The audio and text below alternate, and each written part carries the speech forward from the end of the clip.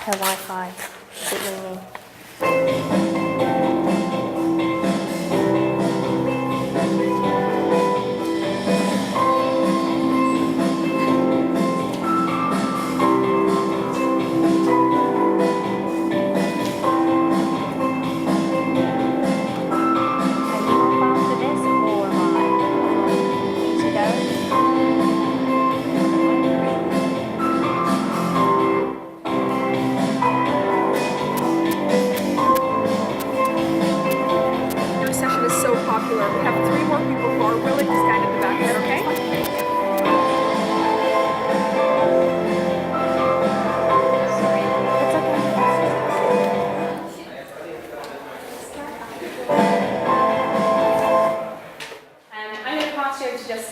Who was really the lady who introduced mindfulness to Des, where I work, and she'll explain a little bit more about what we're doing. So, here we go. Thank you, Emily.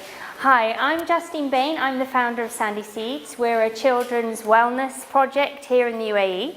But for the purpose of today's talk, I am here as a support to Des and to explain to you how we implemented the pilot study in Des in 2015. We started off by obviously introducing mindfulness, which for those of you that don't know, John Kabat-Zinn is actually who we refer to here in the UAE to keep it non-secular. So we refer to as MBSR training. And mindfulness means paying attention in a particular way, on purpose, in the present moment, and non-judgmentally, okay? So we needed to find a way that we could present this to the children to help them understand, so that we could create a mindful school culture, which is the idea behind it. Now, in creating a mindful school culture, it's slightly different than just teaching sessions of mindfulness. What we needed everybody in the school to be speaking the same language. We needed everybody in the school to be using the same tools, so that the children could recall it quickly, the teachers could recall it, and it could be in everyday use, whether that be before an exam, whether that be to calm a class, whether that be to actually uplift a class. Perhaps there's sort of a very dull feeling within the class. It can help in any of these respects. So we put it into action, and it worked really well, as you'll see as we go through the journey. So for now, I'm just going to ask you to just do a very basic exercise that we introduce to the children. Some people refer to it as bringing it back to baseline. Some people call it a centering breath. Whatever you would like to refer it to is absolutely fine. But I'm going to ask you, if you wouldn't mind, I'll invite you to try now. So for those that are standing in the back, apologies, because it's not particularly comfortable, but you can still join in. So what we say to the children is we're going to take our left hand, place it on our chest. I've got a microphone, so I'm just going to be mindful of that. And we're going to take our right hand and we're going to place it on our abdomen, okay? And what we're trying to do when we're introducing this to the children is to make them aware of the breath. That's where we're starting. So some children don't like to close their eyes. They're not in that trusting sort of aspect straight away, which is fine. But if you would like to close your eyes, I welcome you to do so, to take a few minutes just to center yourselves. So with the eyes closed, we're breathing in through the nose, inhale, chest rises, and exhale, chest dips. And again, inhaling, opening up the intercostals, the floating ribs, and exhaling. And again, inhale, chest rises.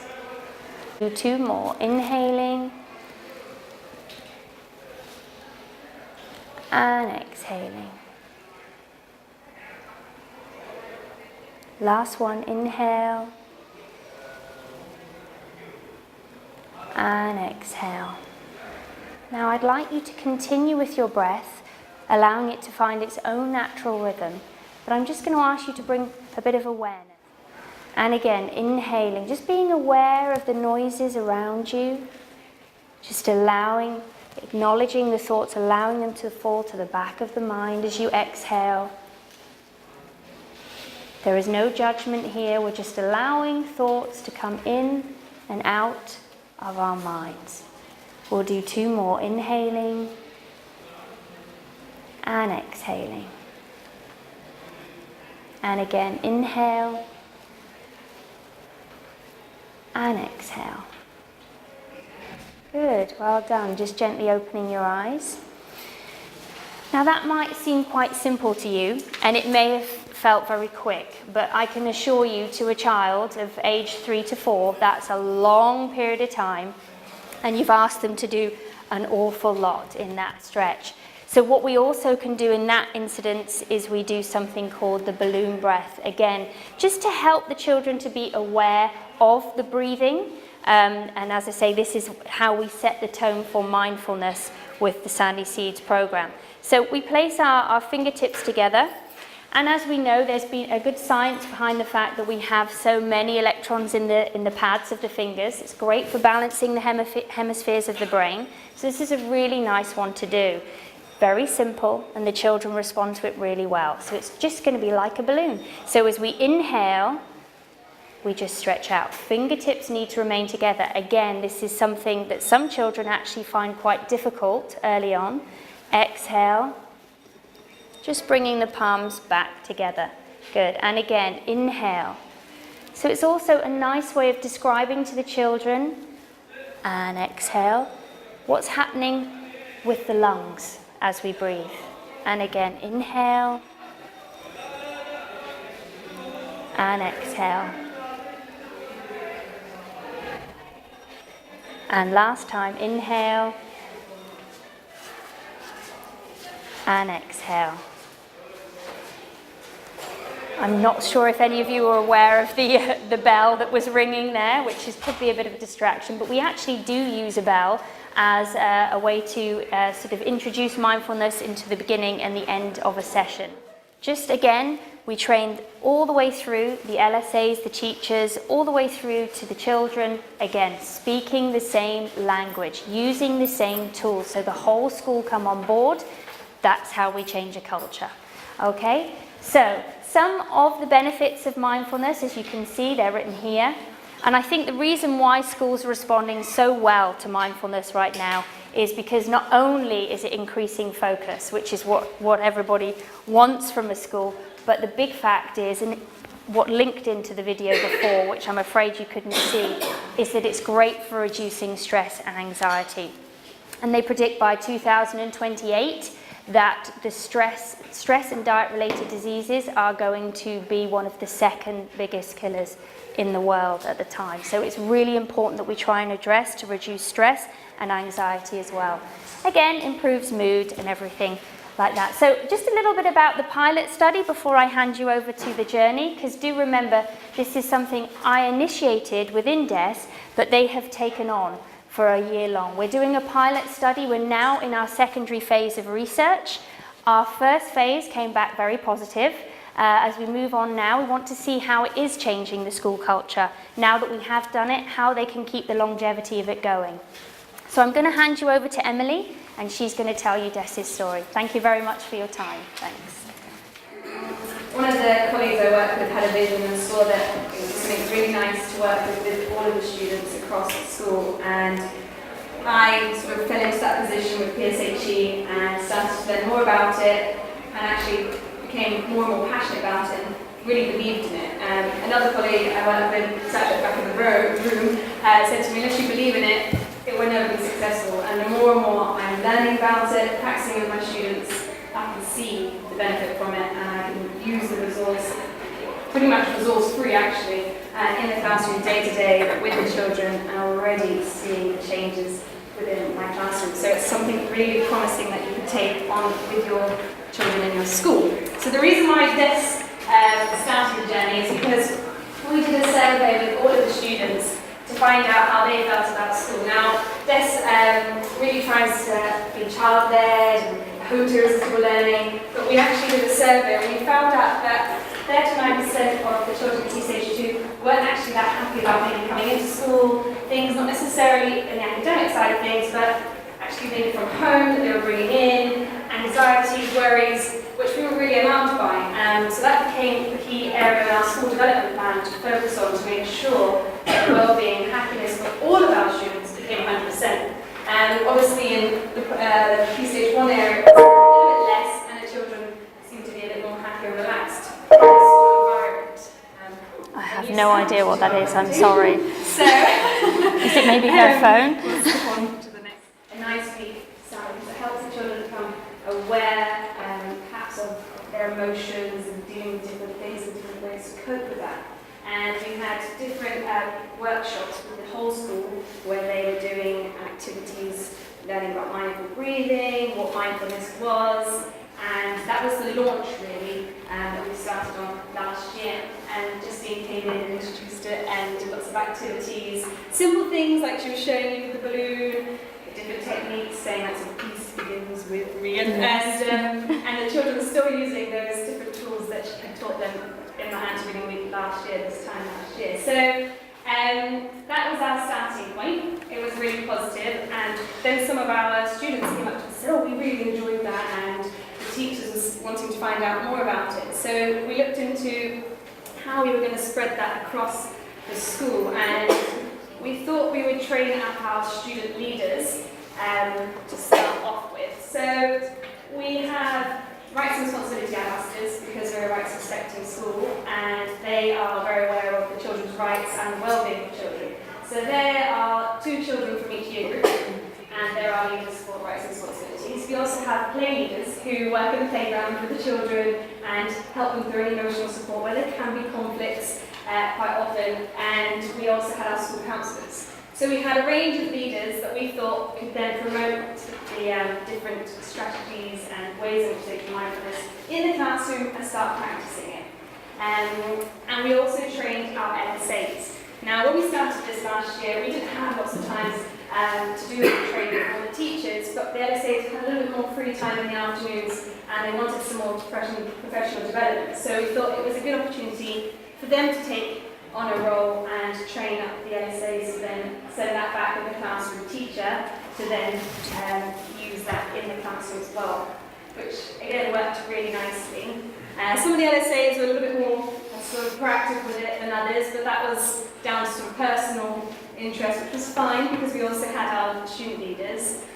And from that feedback, we then thought about as a school if we wanted to continue it this year, how we thought it was impacting the school. And across the school we had a really positive sort of review with it. So we thought about different ways in which we could use it. Now, we've actually timetabled it into our day-to-day timetable. We've got 10 minutes from 8 o'clock to 10 past 8, where everybody in every single class does 10 minutes of mindfulness. It might be mindfulness breathing, it might be listening to a story in which they follow different breathing techniques in, it might be that they're doing mindful colouring, it might be that they're doing sort of circle time session where they're talking about maybe perhaps after lunch and sort of a bit hot and bothered and a bit flustered after, Tom didn't want to be friends with Susie and all the rest of it, it's the end of the world.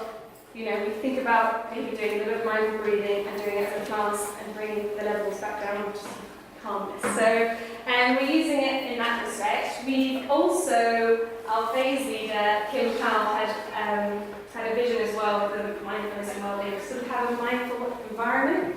Because not only are we teaching these children to be calm, then they step into the classroom and there's loads of displays, things hanging off the walls, down from the ceilings, and we started to actually look around at ourselves and realise that we were getting distracted by all the things around us. So how were the children feeling about the things around them? And there is a flip side to both types of classroom environments, but we've decided to take on sort of mindful classroom, and so we've gone for neutral colours this year, we've gone for things that are more earthy, we're using things like pebbles to take away negative energy, to rub on, and all sorts of different things that are natural, just so that the children just are becoming calmer in their classroom, able to focus and giving them that opportunity to focus a lot more easily. And we also did a survey to see how the children felt about mindfulness. There hasn't been any negative reports yet, apart from some of the year 6 boys saying, sometimes it's a bit tricky to close their eyes, but actually they don't need to close their eyes, it's just that perhaps they feel sometimes a little bit awkward, but now we've worked on that and they've learned different things that they can do, not necessarily just their breathing and closing their eyes, and different strategies really to use. So as you can see, really it's been really positive in our schools so far, and I think now the challenge is for the teachers and myself is to keep that momentum up, make sure that we're still doing it by the end of the school year. Because at the beginning, always you find that everyone takes it on, really excited, and we've got candles going on in every classroom, and you walk around the school at 8 o'clock, it's like a super chilled environment, and everyone's practicing it. Digital resources is fantastic, but now we need to make sure that that stays. And so things like Health and Wellbeing Day is great, Anti-Bullying Week, because we can raise that profile again. But we've also got some training coming up for our Mindful Champions, which is going to be our staff that are really interested in it and passionate about it through their own choice. And already I think I've got over sort of 16 people that are keen on the idea. And we're going to have some Mindful Champions and make sure that they are then promoting it and using it and sharing their learnings with the other staff members.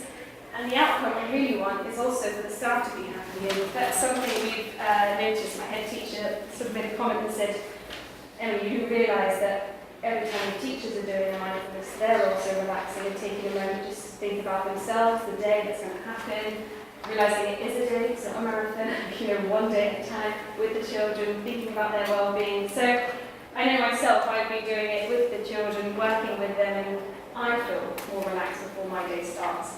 Children feel more relaxed and calm and at ease, and actually the work that they're producing is better because they're not anxious, they're not stressed, they don't feel the pressures, they're really comfortable in their environment, which is actually essentially what we want those happy children. And I think also it's a skill that they're going to be taking outside of the classroom. They all say, the parents will be coming up to me going, Miss Break, we'll be doing mindfulness in the car, I'm not sure whether it's going to cause a crash or not, but we're still going, and they're sort of taking that moment, Dad got angry the other day, and Miss Break, my child told me to just breathe. Well, that's fine, because actually we need to be reminded sometimes to take a moment just to stop, to breathe, and to think about how we're feeling, and whether it's necessary or not to do that angry child at that specific moment.